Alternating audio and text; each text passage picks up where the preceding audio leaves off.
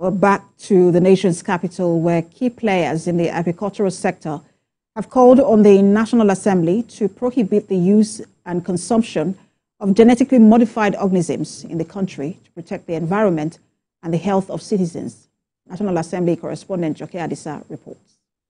In agriculture, the issue of genetically modified organisms and crops, GMOs, is an ongoing global debate.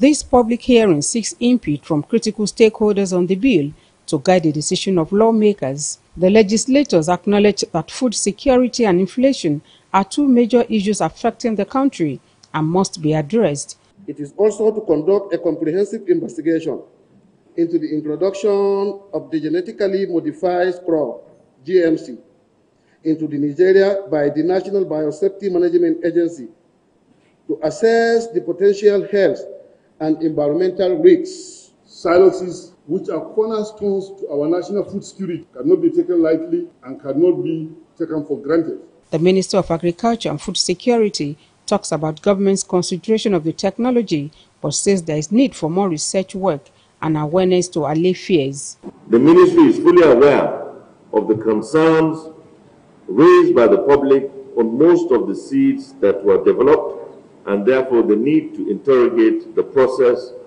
and intensify awareness on these innovations. At the technical session, a coalition of African civil society organizations led by Earth of Mother Earth Foundation says the rising cases of cancer and other related illnesses are traceable to the use and consumption of GMOs. Addressing parliamentary reporters, the group says the campaign against GMOs is particularly against genetic modification of food crops and animals that will alter the ecosystem balance. When they conclude this hearing and when they are writing their reports or when they are presenting it, I want them to use this as one opportunity to demonstrate that for once they can stand up for the Nigerian people.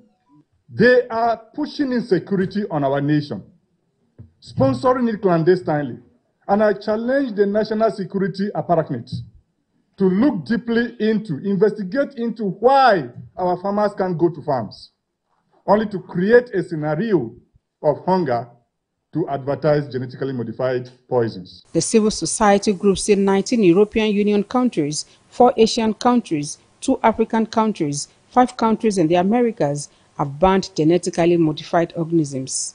Joke Adisa, TVC News, Abuja.